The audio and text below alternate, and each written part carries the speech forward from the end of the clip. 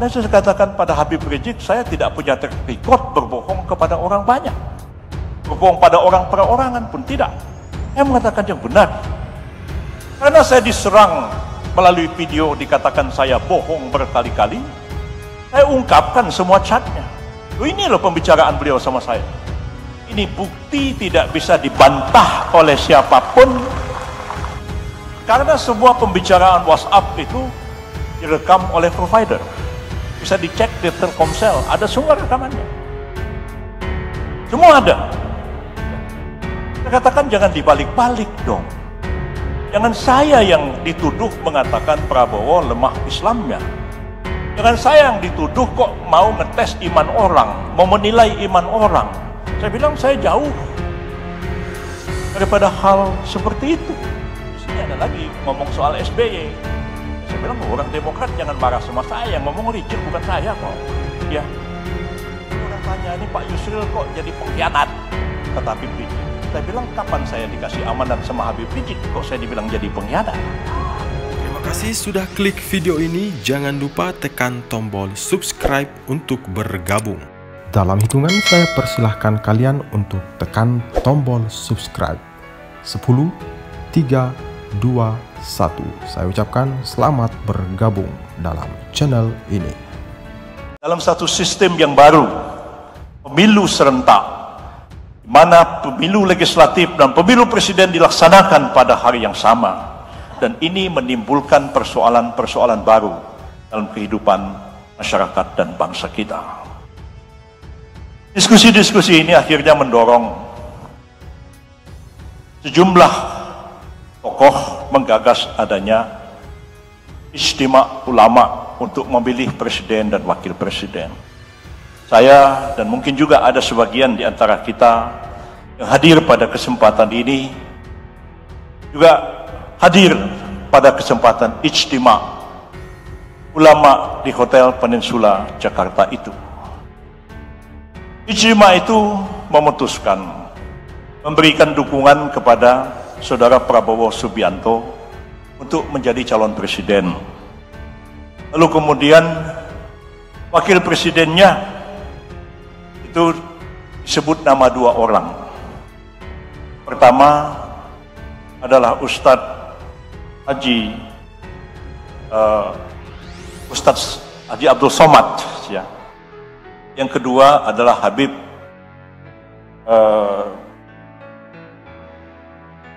Salim Segaf Al-Jufri, yang disuruh pilih kepada Prabowo Subianto. Pertimbangannya pada waktu itu supaya ada ulama yang mendampingi Pak Prabowo, supaya ada ulama. Dari situlah ada dialog saya dengan Habib Rizik yang tadi diminta oleh Pak Kiai Nur Iskandar untuk dijelaskan kepada para alim ulama yang hadir pada kesempatan ini. Akhirnya beda dari apa yang diusulkan dalam ijtima itu. Pak Prabowo malah bukan memilih ulama, yang dipilih adalah seorang pengusaha, Saudara Sandiaga Uno. Tidak lama kemudian Pak Jokowi yang tidak disuruh oleh siapa-siapa untuk memilih ulama malah memilih seorang ulama. Itu kejadiannya. Itu membuat, mohon maaf saya mengatakan, saya dan keluarga besar Bulan Bintang jadi bertanya-tanya, gimana ini? Ini kok disuruh memilih salah satu di antara dua ulama, yang dipilih malah bukan ulama. Pak Jokowi yang nggak disuruh siapa-siapa, milih siapa, nggak ada yang nyuruh, malah memutuskan memilih ulama. Inilah latar belakang dialog saya dengan Habib Rizik itu.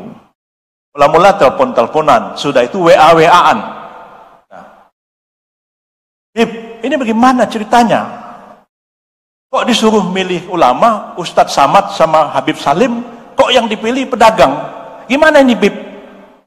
Saya ngomong sama Habib Rizik, ya, kita tahu semua. Nah, bahasa lisan saya, Prabowo ini Islamnya nggak jelas. Nah, itu rekaman suara lisan itu tidak ada, sudah karena memang tidak direkam. Ya.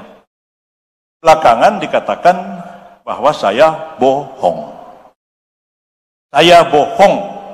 Katanya sudah lebih 2 tahun yang lalu saya tidak pernah ada komunikasi dengan Habib Rizik. Saya pikir saya tidak punya track record membohongi orang banyak. Ya. Saya pernah menulis pidato Presiden Soeharto selama lebih kurang 6-7 tahun. Ya. Menulis semua surat-surat Presiden. Bahkan kalau saya sore-sore datang, Pak Harto, Ril, ini surat apa? Ini surat ini Pak. Sudah benar isinya. Sudah Pak, ya sudah. Dibaca aja enggak? Teken aja sama Pak Harto. Almarhum Bapak Muhammad Natsir sama. Saya 14 tahun menjadi sekretaris beliau. Menjadi staf beliau. Satu hari, beliau minta saya menulis surat kepada Sekjen Muktamar Alam Islami, Dr. Inamullah Khan di Karachi, Pakistan. Karena buru-buru Pak Nasir, Saudara Yusril, itu kertas kosong saya teken saja. Nanti saudara ketik apa bunyi suratnya. Ya. Alhamdulillah sampai Pak Natsir meninggal, sampai Pak Harto wafat, belum pernah saya khianat kepada beliau. Ya. Ya. Sebab begitu kepercayaan diberikan orang, bagi saya itu adalah pertarungan yang luar biasa. Sekali saya salah, habis saya. Sekali khianat, habis saya. Karena saya katakan pada Habib Rizik, saya tidak punya track record berbohong kepada orang banyak. Berbohong pada orang perorangan pun tidak. Saya mengatakan yang benar. Karena saya diserang melalui video dikatakan saya bohong berkali-kali, saya ungkapkan semua chatnya. Ini loh pembicaraan beliau sama saya. Ini bukti tidak bisa dibantah oleh siapapun. Karena semua pembicaraan WhatsApp itu direkam oleh provider. Bisa dicek di Telkomsel, ada semua rekamannya. Semua ada. Ya. Saya katakan jangan dibalik-balik dong. Jangan saya yang dituduh mengatakan Prabowo lemah Islamnya. Jangan saya yang dituduh kok mau ngetes iman orang, mau menilai iman orang. Saya bilang saya jauh daripada hal seperti itu. Yang bilang bahwa Prabowo itu lemah Islam, itu antum, Bib, bukan saya. Nah, ini teksnya. Ya. Saya tulis begini pada beliau. Ya. Mula-mula mempersoalkan ini. Lalu jawab beliau, Assalamualaikum. Ya, kita memang sangat dilematis.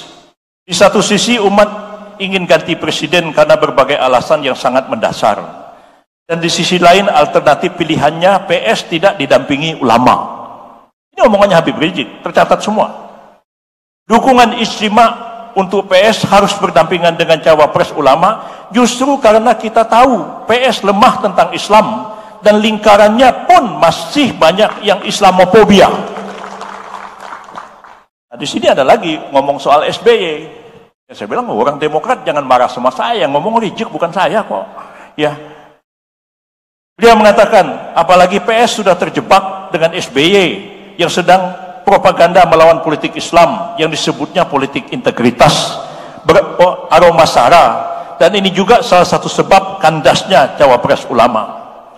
Ini ijtima hanya punya satu jalan untuk dukung PS, yaitu ikat dengan fakta integritas yang berisi nilai-nilai syariat Islam.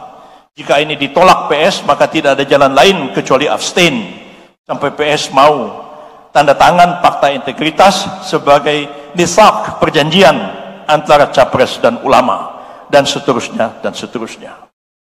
Lalu saya mengatakan gini, ini tulisan saya lagi, Beb, lebih bagus kalau fakta integritas diajukan kepada kedua calon presiden untuk menjaga kewibawaan para ulama.